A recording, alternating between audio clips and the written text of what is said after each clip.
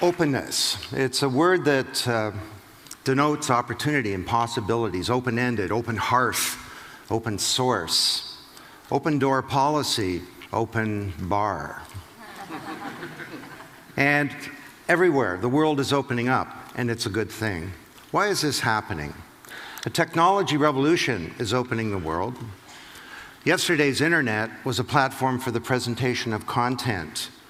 The internet of today is a platform for computation. The internet is becoming a giant global computer, and every time you go on it, you upload a video, you do a Google search, you remix something, you're programming this big global computer that we all share. Humanity is building a machine, and this enables us to collaborate in new ways. Collaboration can occur on an astronomical basis. Now, a new generation is opening up the world as well. I started studying kids about 15 years ago, so actually 20 years ago now, when I noticed how my own children were effortlessly able to use all this sophisticated technology. And at first I thought, my children are prodigies. But then I noticed all their friends were like them, so that was a bad theory. So I started working with a few hundred kids, and I came to the conclusion that this is the first generation to come of age in the digital age, to be bathed in bits. I called them the net generation. I said, these kids are different. They have no fear of technology because it's not there. It's like the air. Sort of like I have no fear of a refrigerator. And there's no more powerful force to change every institution than the first generation of digital natives. I'm a digital immigrant. I had to learn the language. The global economic crisis is opening up the world as well. Our opaque institutions from the industrial age, everything from old models of the corporation, government, media, Wall Street, are in various stages of being stalled or frozen or in atrophy or even failing. And this is now creating a burning platform in the world. I mean, think about Wall Street. The core modus operandi of Wall Street almost brought down global capitalism. Now, you know the idea of a burning platform, that you're somewhere where the costs of staying where you are become greater than the costs of moving to something different, perhaps something radically different. And we need to change and open up all of our institutions. So this technology push, a demographic kick from a new generation, and a demand pull from a new economic and global environment is causing the world to open up. Now, I think, in fact, we're at a turning point in human history where we can finally now rebuild many of the institutions of the industrial age around a new set of principles. Now, what is openness? Well, as it turns out, openness has a number of different meanings. And for each, there's a corresponding principle for the transformation of civilization. The first is collaboration. Now, this is openness in the sense of the boundaries of organizations becoming more porous and fluid and open. The guy in the picture here, I'll tell you a story, his name is Rob McEwen. I'd like to say, I have this think tank, we scour the world for amazing case studies. The reason I know this story is because he's my neighbor. He actually moved across the street from us, and he held a cocktail party to meet the neighbors. And he says, you're Don Tapscott. I've read some of your books. I said, great, what do you do? And he says, well, I used to be a banker, and now I'm a gold miner. And he tells me this amazing story. He takes over this gold mine, and his geologist can't tell him where the gold is. He gives them more money for geological data. They come back. They can't tell him where to go into production. After a few years, he's so frustrated, he's ready to give up. But he has an epiphany one day. He wonders, if my geologists don't know where the gold is, maybe somebody else does. So he does a radical thing. He takes his geological data, he publishes it, and he holds a contest on the internet called the Gold Corp Challenge. It's basically $500,000 in prize money for anyone who can tell me, do I have any gold? And if so, where is it? He gets submissions from all around the world. They use techniques that he's never heard of. And for his $500,000 in prize money, Rob McEwen finds $3.4 billion worth of gold. The market value of his company goes from $90 million to $10 billion, and I can tell you because he's my neighbor, he's a happy camper. You know, conventional wisdom says talent is inside, right? Your most precious asset goes out the elevator every night. He viewed talent differently. He wondered who were their peers. He should have fired his geology department, but he didn't. You know, some of the best submissions didn't come from geologists. They came from computer scientists, engineers. The winner was a computer graphics company that built a three-dimensional model of the mine where you can helicopter underground and see where the gold is. He helped us understand that social media is becoming social production. This is not about hooking up online. This is a new means of production in the making. And this idea agora that he created, an open market agora for uniquely qualified minds, was part of a change, a profound change in the deep structure and architecture of our organizations and how we sort of orchestrate capability to innovate, to create goods and services, to engage with the rest of the world. In terms of government, how we create public value. Openness is about collaboration. Now, secondly, openness is about transparency. This is different. Here we're talking about the communication of pertinent information to stakeholders of organizations, employees, customers, business partners, shareholders, and so on. And everywhere our institutions are becoming naked. People are all bent out of shape about WikiLeaks, but that's just the tip of the iceberg. You see, people at their fingertips now, everybody, not just Julian Assange, have these powerful tools for finding out what's going on, scrutinizing, informing others, and even organizing collective responses.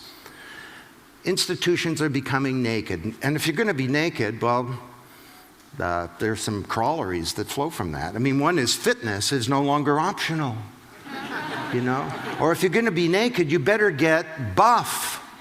Now, by buff, I mean you need to have good value, because value is evidence like never before. You say you have good products, they better be good.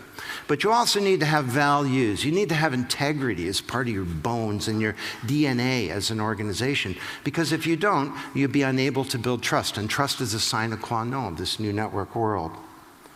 So this is good. It's not bad. Sunlight is the best disinfectant, and we need a lot of sunlight in this troubled world. Now, the third meaning and corresponding principle of openness is about sharing. Now, this is different than transparency. Transparency is about the communication of information. Sharing is about giving up assets, intellectual property. And there are all kinds of famous stories about this. IBM gave away $400 million of software to the Linux movement, and that gave them a multi-billion-dollar payoff.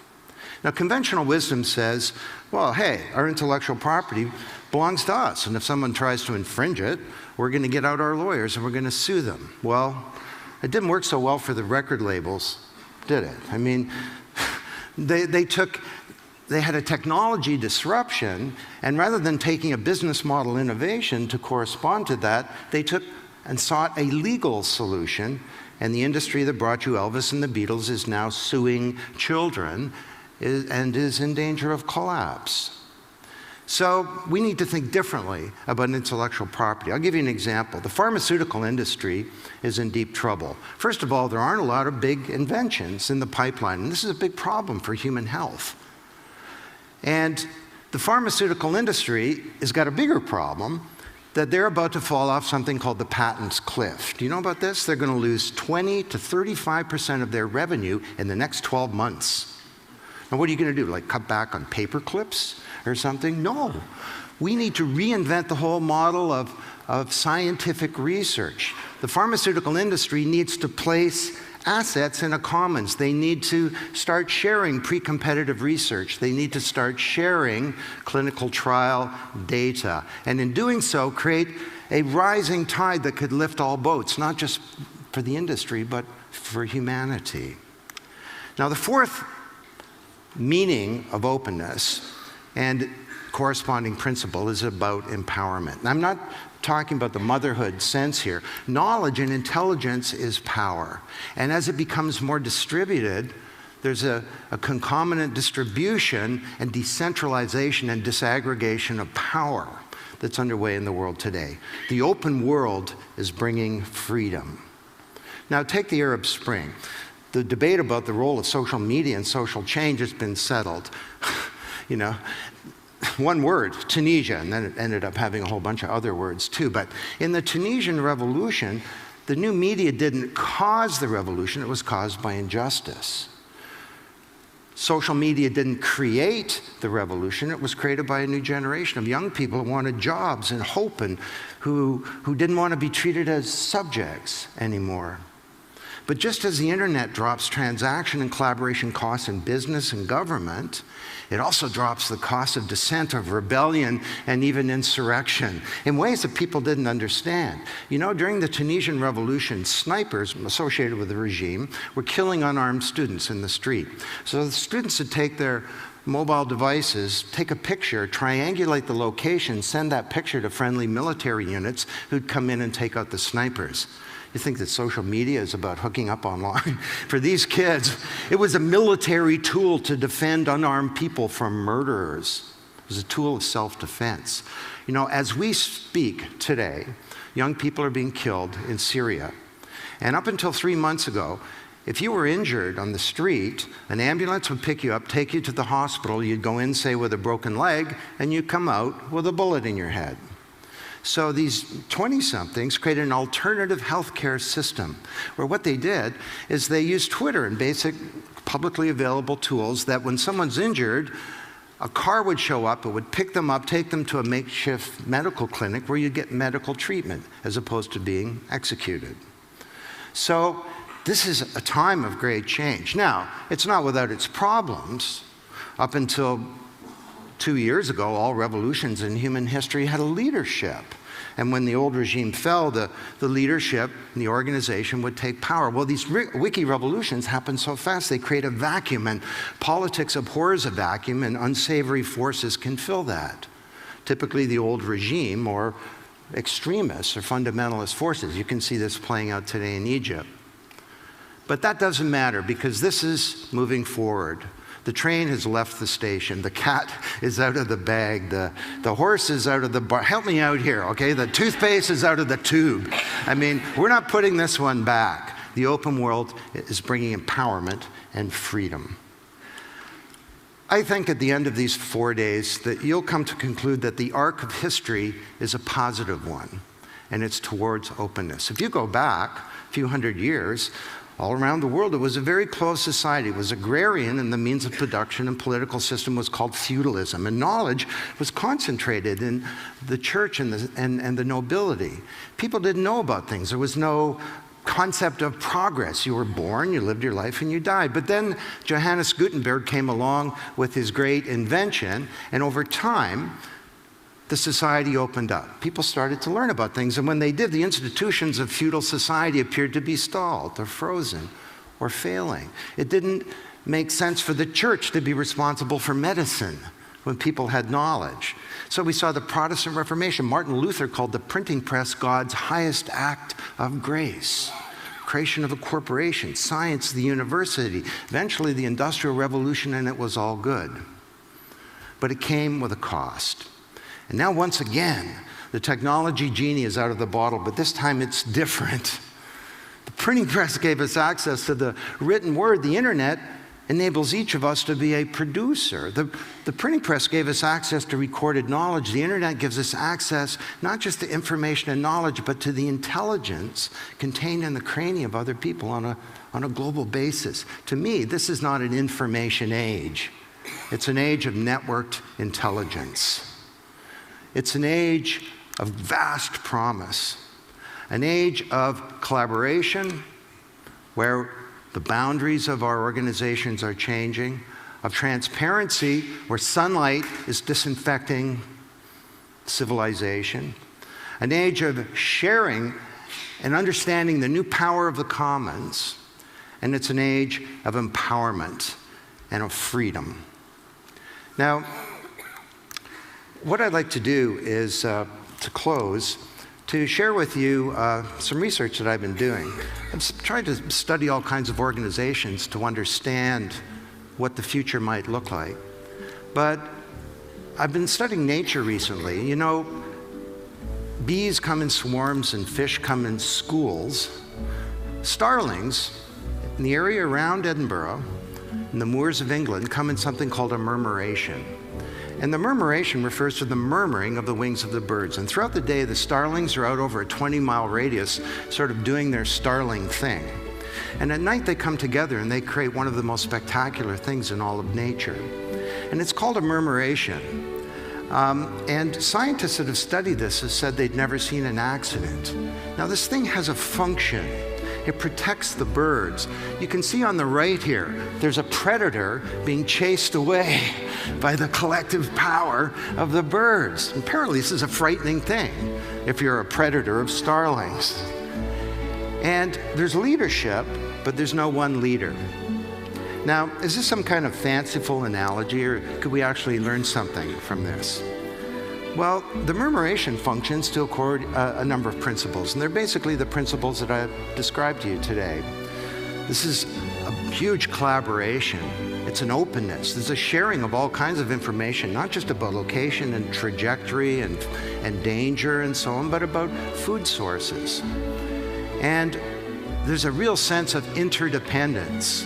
The individual birds somehow understand that their interests are in the interests of the collective. Perhaps like we should understand that the business can't succeed in a world that's failing. Well, I look at this thing and I get a lot of hope. Think about the kids today in the Arab Spring, and you see something like this that's underway.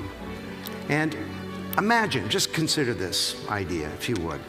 What if we could connect ourselves in this world through a vast network of air and glass? Could we go beyond just sharing information and knowledge? Could we start to share our intelligence? Could we create some kind of collective intelligence that goes beyond an individual or a group or a team to create perhaps some kind of consciousness on a global basis? Well, if we could do this, we could attack some big problems in the world. And I look at this thing and I don't know, I get a lot of hope that maybe this smaller, networked, open world that our kids inherit might be a better one. And that this new age of networked intelligence could be an age of promise fulfilled and of peril unrequited. Let's do this. Thank you.